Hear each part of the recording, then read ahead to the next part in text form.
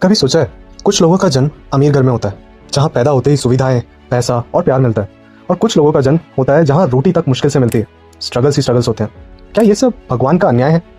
क्या भगवान किसी से प्यार और किसी से नफरत करते हैं, या इसके पीछे कोई और सच है? सनातन धर्म कहता है karma is the root of everything. जो कुछ भी हम इस जन्म में भोग रहे हैं उसका बीज हमने खुद ही बोया था किसी ना किसी पूर्व जन्म में। भगवान हम पर कोई अन्याय नहीं करते, वो तो सिर्फ कर्मों का हिसाब रखते हैं बिना चूक के, और जब समय आता है तो उसका फल भी मिलता है, चाहे तुरंत मिले चाहे 100 जन्मों बाद। हम जहाँ पैदा होते हैं, जिनके घर पैदा होते हैं, कैसी परिस्थिति में पैदा होते हैं, ये सब रैंडम नहीं होता। ये हमारे पूर्व जन्मों के कर्मों का कंबाइंड रिजल्ट होता है।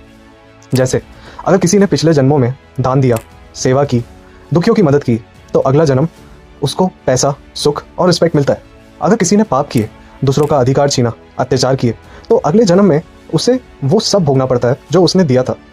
महाभारत में एक बहुत गहरा और चौंकाने वाला प्रसंग मिलता है जब धृतराष्ट्र महाभारत युद्ध के बाद कृष्णा से पूछते हैं, मैंने ऐसा क्या पाप किया था जो मेरे 100 पुत्रों की मृत्यु हो गई? तब कृष्णा उन्हें दिव्य दृष्टि देते हैं और धृतराष्ट्र को दिखाई देता है कि बहुत पूर्व जन्म में उन्होंने एक चिड़िया के 100 बच्चों को मार दिया था सिर्फ मनोरंजन के लिए। तब वो पूछते हैं, तो फिर ये दंड मुझे तुरंत क्यों नहीं मिला? कृष्णा कहते हैं, क्योंकि तुम्हें ये पुण्य कमाने में समय लगा, इतने जन्म लगे कि तुम्हें 100 पुत्रों का सुख मिले, ताकि उसके बाद तुम उसका फल भोग सको। ये है कर्मा का सिद्धांत। ना देर है ना अंधेर है, पर समय तभी आता है जब सब कुछ तैयार होता है। हमारे कर्म ही तय करते हैं कि अगला जन्म कैसा होगा। अगर हम भोग वासनाओं में जीवन बिताते हैं बिना धर्म के, तो अगला जन्म किसी भोग योनि में हो सकता है जैसे जानवर। अगर हम पुण्य और सेवा में जीवन निर्माण करते हैं तो देव योनि मिल सकती है। अगर हम भक्ति, ज्ञान और सत्य के पाथ पे चलते हैं तो अगला जन्म नित्य धाम में हो सकता है जैसे गोलोक वृंदावन, जहाँ कृष्णा स्वयं विराजमान है, साकेत धाम, जहाँ भगवान राम का नित्य लीला स्थान है। और अगर हम अधर्म और पाप से भरा जीवन जीते हैं तो अगला जन्म नरक योनि या लोअर लोकास में भी हो सकता है।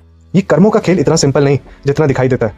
कभी किसी का दुख उसके पूर्व जन्म का होता है, कभी किसी का सुख किसी और के कर्मों का फल होता है। जैसे किसी माँ ने भगवान की भक्ति की हो तो उसके बच्चों का जन्म किसी अमीर परिवार में हो सकता है, डिपेंडिंग कि उन्होंने भक्ति किस रीजन से की है।